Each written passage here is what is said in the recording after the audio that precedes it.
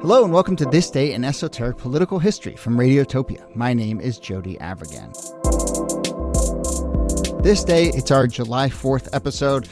It's a bit of a strange one, but let's go to Boston, Massachusetts, and let's go to present-day Boston. Imagine you are walking through the parking lot near Harvard Stadium, and there's the big stadium, Harvard Stadium, and around it there's what's now known as O'Heary Field, which is mostly used for the soccer team's practice. It's a very normal-looking athletic facility. It's a normal parking lot, but then something catches your eye. It looks like a parking sign, red and white, but it's actually a historical marker, a sort of unofficial historical marker, with a black and white picture on it from inside the stadium.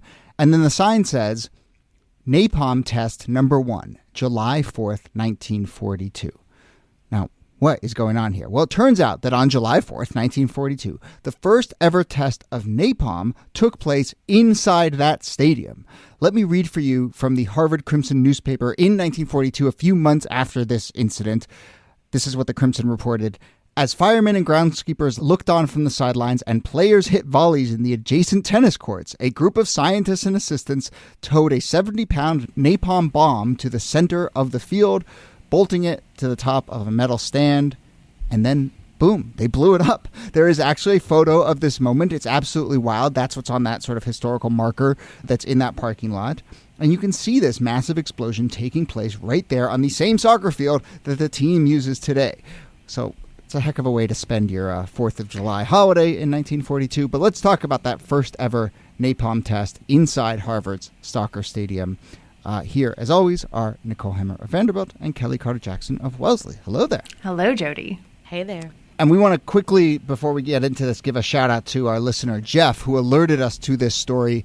And he first learned about it because he was walking through that parking lot, apparently, and saw this sign, which this sign was kind of put up by activists. It's not an official historical marker, but it was put up by people who discovered this story and were like, people should know about this.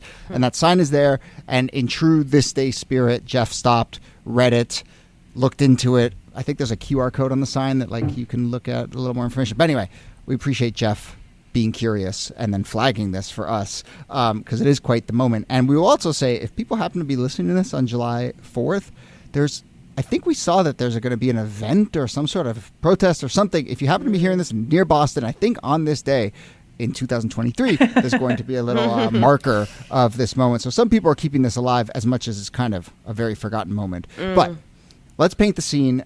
NIki, maybe you can help me here. We could talk about why they decided to do this, but just talk through, I read that clip from the Crimson. What's going on here? What's it look like on that day where they decide to do this? So we tend to think about napalm as a Vietnam War thing, but it's where it's 1942, we're in the middle of World War II, the U.S. has gotten involved, and campuses have become sites of scientific experimentation. And one of these places was at Harvard on a third-floor lab that was being directed by Dr. Louis Pfizer, who is the professor of organic chemistry. He was working on a top-secret project for the U.S. Department of War, and it's on July 4th, 1942, where they come together, having developed napalm, which is, for folks who don't know, it's this very sticky kind of jelly-like substance that's particularly devious because it sticks to everything. It sticks to leaves, it sticks to buildings, it sticks to human skin, and it's combustible, so then it immediately goes aflame. And so Pfizer and his researchers, they bring their napalm onto Harvard's soccer field. It's, inside of the tennis courts, there's the business school, and university workers had actually prepared the field. Yeah. They had dug out a 60-foot circle. And then all of these firefighters had filled it with water. And then they place this bomb it's got white phosphorus in it. It has 45 pounds of napalm. And they put it on a metal stand in the middle of this pond. And then they flip a switch. This is insane. I'm sorry. This is insane. Fireworks. I cannot imagine. This feels like almost like a prank where a bunch of college kids come together and they're like, hey guys, this is what we're going to do. But the fact that this is done by real professors and engineers and people that came together to create this 70-pound bomb, And I guess, I don't know, the thing that gets with me is like the heinousness of it, that just what you were talking about, Nikki, that it's sticky and it burns slower and at hotter temperatures. So this is not just about destructing property, but when it hits human skin, like what it can do to a person is horrible and it's horrific. Yeah. And, there is a little eye, I suppose, towards safety in that they exploded it in this pool of water. But, you can see the photo. You can see the photo of this, which we'll tweet out and you can see. But, it's just kind of like, it's a huge explosion. 2,100 degree Fahrenheit cloud that billows up over the field. And then, almost 20 officers who are standing around need to go get treatment. So they're not dropping napalm on people, but they're like doing this in the middle of a college campus, and there's people adjacent.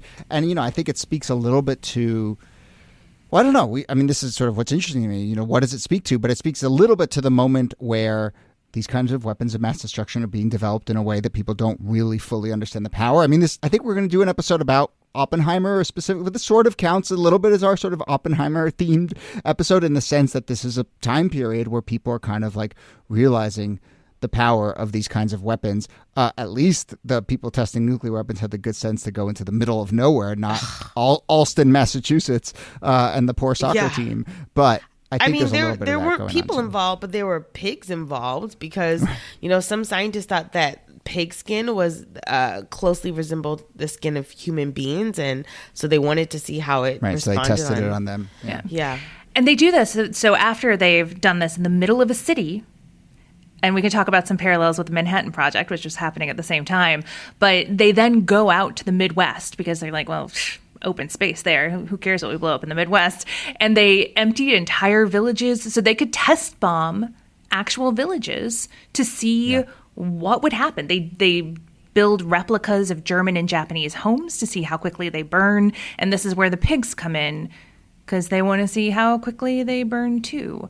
And it's not just theoretical, right? Again, we think about napalm and Vietnam, but napalm is used in World War II. After they test it on these fake German and Japanese cities, they go to Germany and Japan and they napalm those cities. And in fact, napalm kills more people than the atomic bomb does in Japan. Oh my gosh. The bombing of Dresden, but then yes, I think a lot of people don't realize that the bombing of Tokyo and the bombing of other Japanese cities was more devastating in many ways than the nuclear bombing. We actually, I keep mentioning Deathlon a lot, but it is about this period, and in there we have an episode about nuclear testing, and about the fact that then John Wayne went and filmed a movie on the site of a nuclear test and everyone got cancer. It's a fascinating episode. Oh my gosh. But in there we get a little bit into the kind of like very cavalier nature of nuclear testing. In this country, we all know that the U.S. went to these South Pacific islands where they thought that there weren't people who counted there and tested bombs there, but they were testing them in the Nevada desert. Las Vegas sort of became Las Vegas in many ways because of nuclear testing tourism, but they would set up, Nikki, you reminded me of this because they would set up these like absurd kind of scenarios where they would like build little fake homes, like Sears catalog homes, and then blow them up in certain ways to see what the effects were. They were really trying to get into the kind of like specifics of what the effect of these would be before then, of course, using them on actual humans. Yeah, there's an episode that we should do in the future that's about nuclear veterans and the folks who were harmed by nuclear radiation in the United States and how they were repaid. I do, we're going to do this in an Oppenheimer episode. I definitely think we should probably have to do a Barbie episode for balance if we're doing Oppenheimer. For balance. But I do want to bring in the Manhattan Project here because at the same time that this is going on at Harvard University, at Columbia University, they are developing prototypes for nuclear reactors. There's the Manhattan Project is in the heart of Manhattan before they decide that's not a great place to create nuclear weapons. They're doing it at the University of Chicago. They're doing it out at the University of California. And so there is this way that, we think about the military-industrial university complex as a kind of Cold War creation. But it is in World War II where the universities are at the heart of military making, of making bombs, of finding new and innovative ways to kill people. It is a primary project of university scientists and researchers during this period, and will continue to be for the next 50 years at least.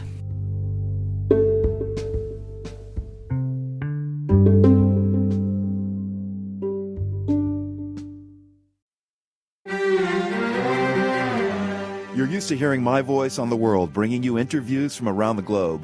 And you hear me reporting environment and climate news. I'm Carolyn Beeler. And I'm Marco Werman. We're now with you hosting The World Together.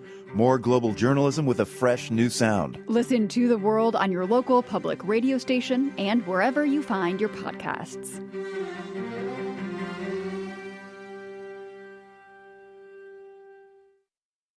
And very similar to kind of what happens to Oppenheimer, a lot of people involved in the Manhattan Project, you know, in many ways they're lauded as heroes of the war. This Harvard professor, Pfizer, is given a certificate of merit by Truman for, quote, outstanding fidelity and meritorious conduct in aid of the war effort.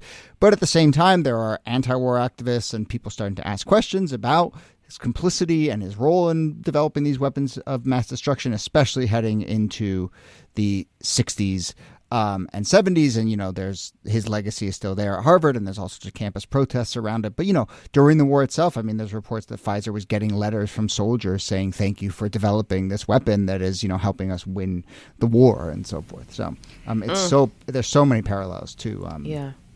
And in response to that, he says something to the effect of, I couldn't foresee this stuff was going to be used against babies and Buddhists. And it's such a good quote because it is this very American way of understanding American military power, that it was good until it went bad in Vietnam. You look at something like the firebombing of Dresden.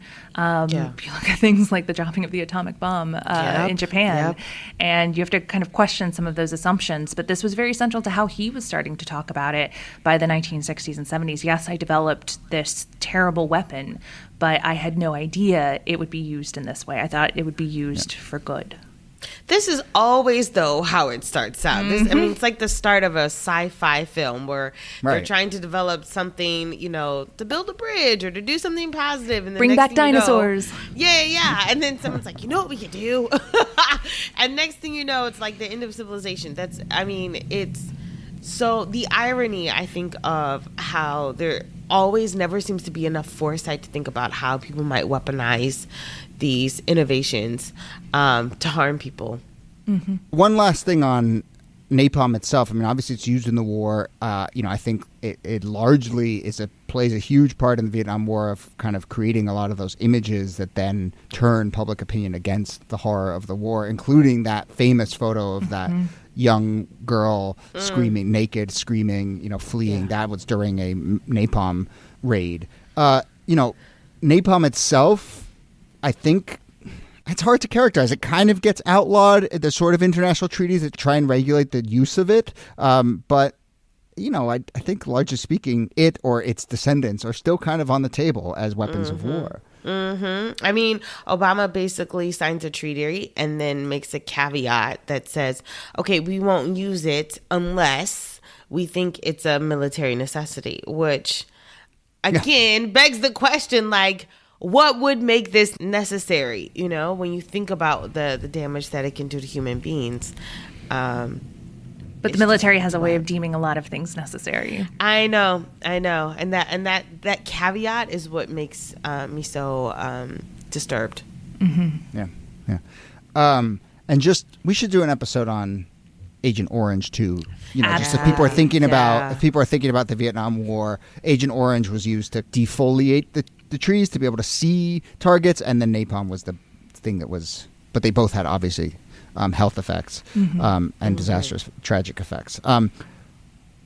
One silly thing to end on, but I can't help but see in this story something about the role of soccer in the American imagination. I mean, the fact that they chose the soccer field and not the, you know, I'm not going to do the football field. Yeah, I went way too deep on the history of this specific field. It got renamed in the 80s, and now the soccer team doesn't actually play there. They used to play there. Now they've kind of practiced there, but it's still there. But I have to think that they weren't, you know, I wonder if they went and asked the athletic director and they were like, can we use the main stadium? And they were like, no, but how about the soccer field? No one cares about it. It's 1942. No one cares about soccer. But anyway, it's just a funny little tidbit. But yeah, that field is still there. That sign, from what we can tell, is still up there. That sort of renegade historical marker. So if anyone listening to this is in Alston or Cambridge, the Boston area wants to go over and snap a picture for us, great. And as we mentioned, if you're listening to this in the morning of July 4th and want to go see if there's still a little gathering to mark this moment, I might go check wander that over. out. I might just have to, I'm not too far away. There might be better ways to spend Yeah. July 4th in 2023, just like there were probably better ways to spend July 4th in 1942 than Yes. blowing up the Yes. soccer field. But anyway, we will leave it there. Nicole Hemmer, thanks to you as always. Thanks, Jody. And Kellie Carter-Jackson, thanks to you. My pleasure.